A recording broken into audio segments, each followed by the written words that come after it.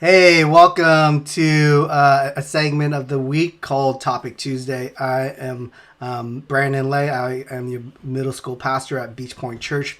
I'm so, um, you know, happy and excited. I got to spend a lot of time with my family today and with my kids, and such a blessing. But if you are watching this on YouTube, you can engage with us by asking questions, type in a comment, or you've given a shout out. So make sure you put that in the link. If you're a middle schooler, you can actually go on. If you're on, and you can watch it later too, but comment your name, and we'll make sure that your name will be on a raffle ticket. And we'll draw a prize in our Youth Wednesday at the crowd. So if you're a parent and watching this, make sure you you could include your child's name as you're watching this, and then they will get a ticket as well. So engage with us. This is Topic Tuesday. We're just in this segment we really call up and prepare kind of our families of our church, and mom and dads, and really have a Q&A session with them and talk and have a dialogue with them and have a topic in mind. So this week's topic is family stories. We want to change it up a little bit. I know in the beginning of the stay-at-home order, we want to give you resources, but we want to try to change it up and make it light. And we're trying to. It's being lifted a little bit here and there, from businesses to communities to counties, but at the same time, we hear our kids and we hear our families that there's things, there's boredom, and there's stuff that we want our kids not to be stuck on the screen a lot of time. The whole time during the day, but we also want to resource you parents and have a conversation. So today our guests are Jeff and Maura Marbut, and we're gonna get them on right now. So join with us.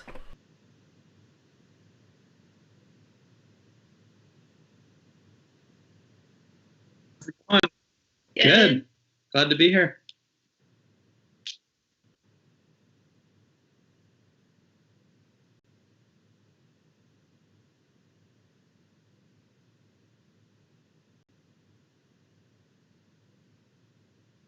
All right. Well, I'm Jeff Marbut, and some of you might know me as Mr. Marbut.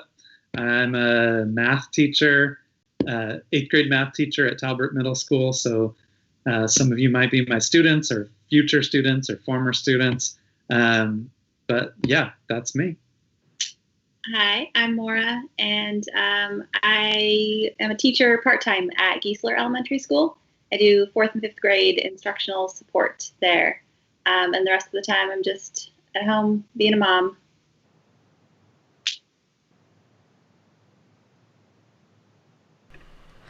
Oh yeah, and so we're parents. We have kids. Two kids in the crowd. So our daughters Ella and Lucy are crowd regulars. Ella's our 8th grader, Lucy's our 6th grader, and they love being a part of it. And we've been coming to Beachpoint for a year and a half or so, and it's just been awesome to be part of the church and to have our girls have a great place to learn and grow. So thank you, Brandon, for all that you do. We really appreciate you and the important role that you and all of your other team play in the lives of our students. So thank you.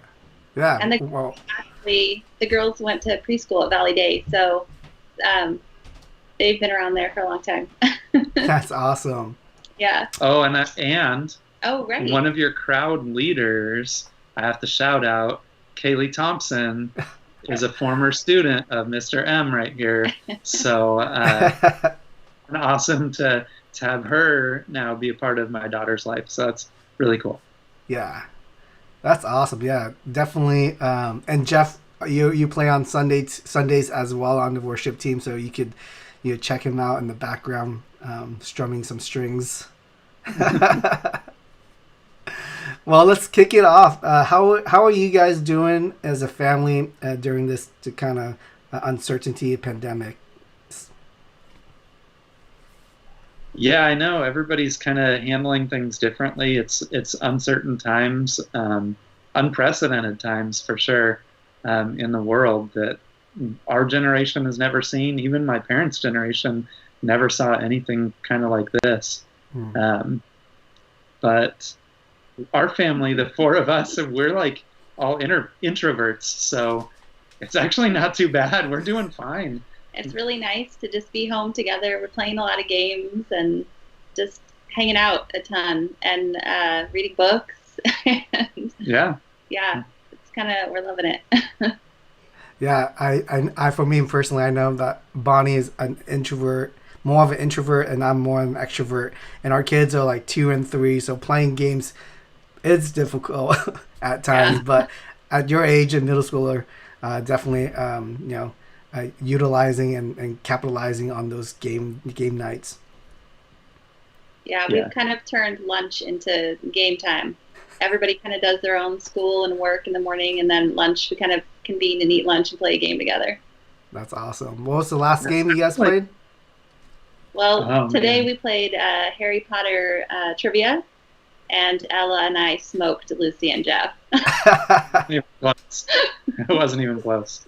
Yeah, but we like to play Catan and Sushi Go, if you've ever heard of that.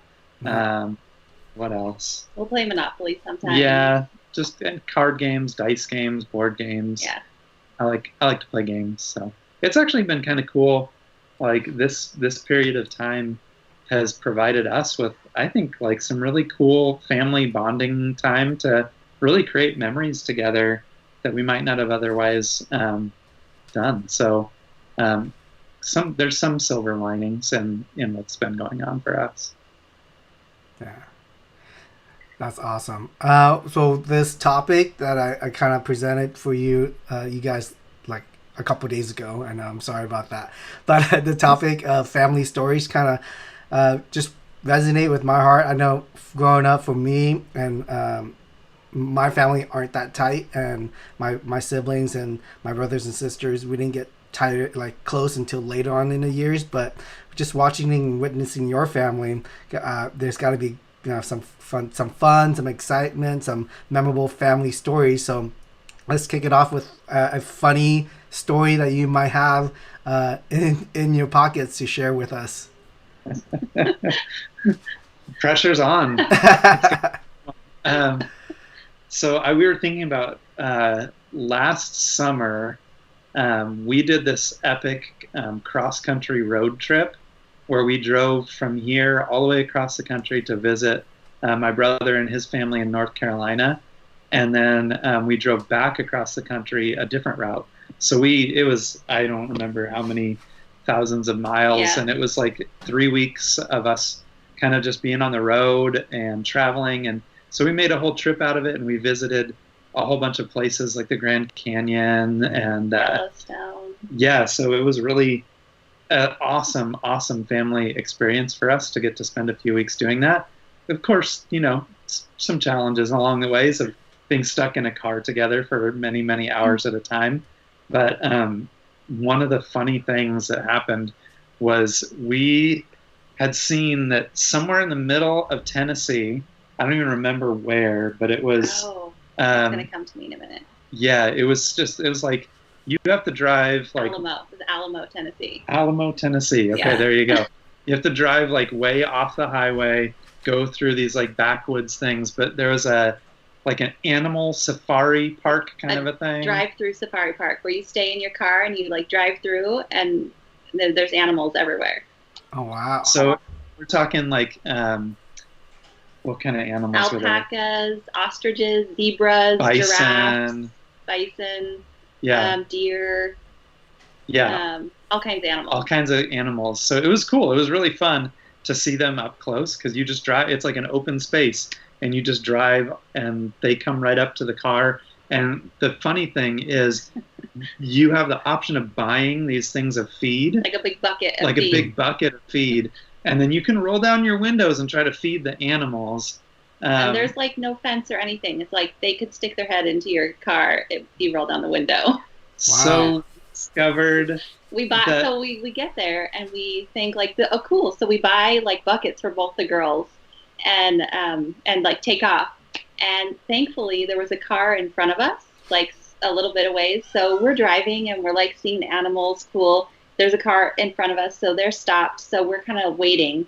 And all of a sudden we see them like roll down their windows and the animals just start like swarming their car. And our faces are like, like horrified. Like, what did we just do? So we found out which animals are aggressive and which animals are not as aggressive. And I will forever know that camels are very aggressive.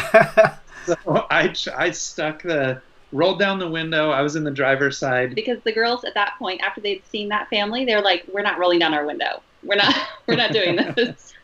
And when they sell you the bucket of feed, they tell you, hold it like this with your hands like this.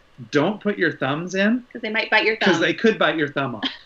So wow. It was a little dicey. And so I rolled down the window. There's a camel right here. And I put the bucket of feed out. And the camel bites on the bucket, tries to rip the bucket of feed clean out of my hands. And I'm like, whoa, no. And so I'm gripping this bucket of feed, fighting with this camel. Feed is like splattering everywhere, all over the car and all over me. And so somewhere we have video. I was sitting in the passenger seat videotaping the whole thing. Of me like going, with a like super high pitched voice. Yeah. And then all of the rest of them laughing at me in the background of the video. So I don't know, maybe if any of you out there want to track down my social media accounts from a last July or August, you might be able to find some footage of the camel incident of 2019. But there was one point where the animals were working together. It was like the alpacas would stop in front of the car and then the ostrich would like come around the side, like, so you couldn't drive anywhere, you were stuck. And they were like essentially waiting for you to roll down their window so they could attack the food. Yeah. We would not roll down the windows for the ostriches. Ostriches are mean, apparently. Yeah, you can see it in their eyes. Something about an ostrich that they're just ready. Yeah. But I did get to feed a giraffe. That was really cool. Yeah. And I got to feed a zebra, which is cool. And a lot of the animals were like not aggressive. And so it was a cool experience overall, for sure. Of course, the whole road trip together was awesome to get to see the whole country really in a new way. So that is definitely that takes on the second memorable story. That took on a funny story as well as the memorable story of our segment. But sure. it's like a better version of Arizona. Like, have you guys been to Arizona? It sounds like a better version of Arizona. We actually drove kind of past that and thought, should we pull off and go there? But we had like a long way to drive that day, so we didn't. Yeah. But so I'm sure it's kind of the same idea. It is the same idea. We took, I think, our Addie kind of first when she was like a year old. We went to through Arizona, and we stopped there and we checked it out. So, but your experience is way better than ours. We had like we saw bears and nothing happened. Yeah. We can't feed the bears. Right. So, right. Yeah. Yeah, I'm not rolling my window down for a bear. What about any family? Another, we could if you know of another memorable story that you could share, you could go share that. But any family tradition that you, Jeff, have grown up, or Maura have grown up, or really combined, or made a new tradition? That's a good question. Family traditions. I know probably if you asked all of our family members, there's one family tradition that's very important to one of our family members, and that's pancakes on Saturday morning. Yes. So Lucy, if she doesn't get her pancakes on Saturday morning, you're gonna hear about it all week. Yeah, that's like, she looks forward to that all week. So I don't know how that started. We just kind of started doing it, and then all of a sudden it was like, mandatory. Mandatory. You can't not do pancakes on Saturday morning. So that's a good tradition. That's awesome. We have kind of holiday traditions about how we celebrate Christmas or whose house we go to on what holidays and that kind of stuff. That it's good to to have those kind of built in as a family to have that structure is nice, and it's cool. So yeah.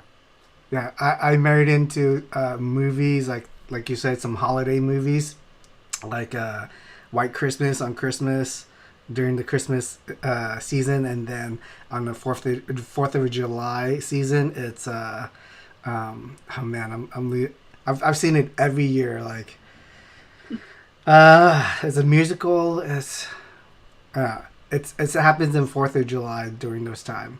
So we watch those two. Bonnie's side of the family watches it, and they do those seasonal video watching. So nice. It's fun. I was pretty engaged the first couple times, but I've been falling asleep lately afterwards. What were you gonna say? At Christmas, I guess we do have a movie that we usually watch. Olive the Other Reindeer. It's kind of like a animated that was made for TV that we have on VHS. If you've never seen Olive the Other Reindeer, it's a Christmas classic. Holiday classic cartoon. It's a good one. I have it was, not. Done by Matt Groening, the creator of The Simpsons. Okay. Yeah. Well, if our viewers are watching this now or later, they could look it up. They have kids. They could borrow your VHS. I do actually literally have it on VHS. We do. For some reason, we still have a VCR hooked up to our TV, so we have that and old Disney movies on VHS and all kinds of stuff. See, that's the thing. You have a VHS. No one uses DVDs anymore. It's irrelevant now. DVDs are like stuck in the middle. It's like a middle child. Everyone forgets it, or you can watch it on Apple. So or any platform out there. So. I before this time, but the uncertainty. You guys said you guys went on a family trip. I remember hearing your side of the story of a family trip. What was your first family trip together? Deciding where to go or how to prepare a trip, and so those sort of things when you are thinking about 2 kids and packing a van and a long trip. What was your experience of a first family trip? Maura and I both grew up around here in Fountain Valley, but when we got married, shortly after we got married, we moved up to Reno, Nevada, and we lived there for 5 years. So both of our girls were born up there, and then we moved back here when they were. Ella was like 3. Yeah, when they were young. But for the first couple years of their lives, we were driving back and forth because we still had family down here. And so we would come back down here just to visit or for the holidays.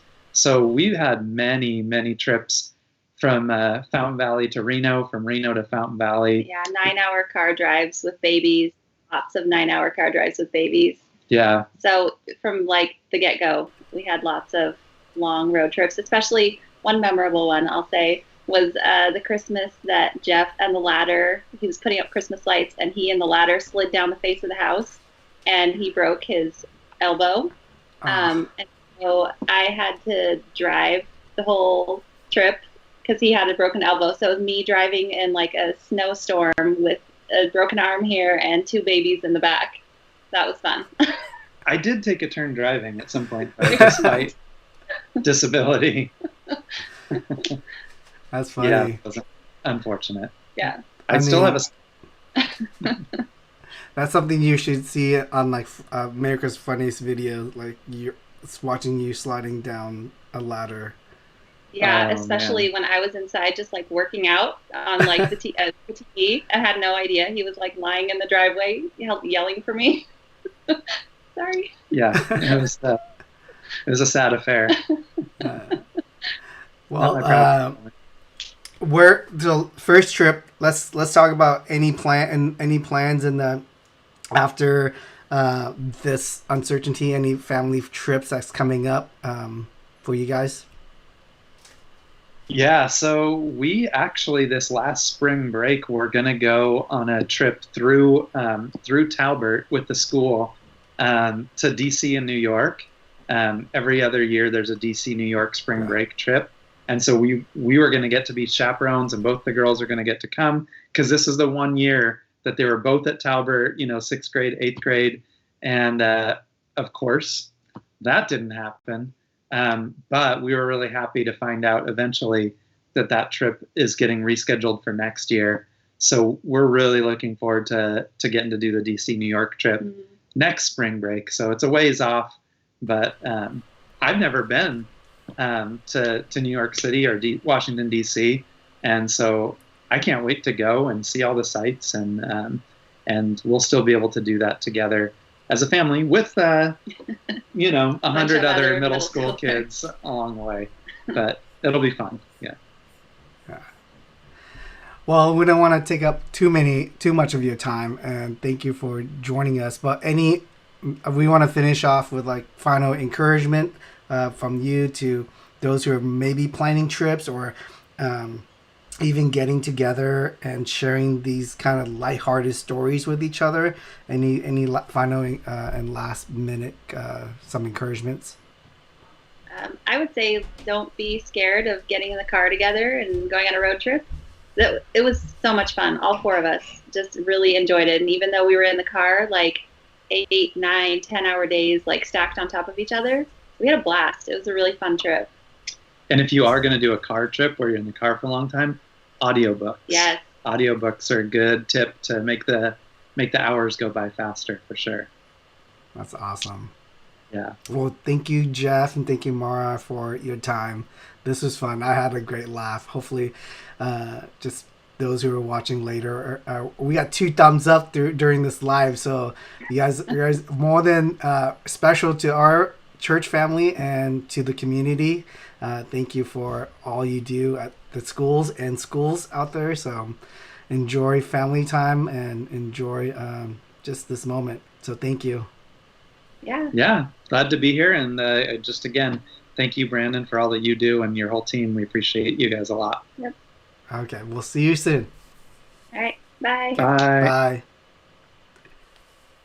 All right, so that was our segment, and you can catch us back next week at 4:30, and we'll have a family, and we'll have another topic. So thank you so much for watching. Again, if you're a middle schooler or a parent of a middle schooler, just put a comment or down as you're watching this later, and we'll make sure your student will get a raffle ticket. Thank you so much. May God richly bless you tonight and then this week. We'll see you.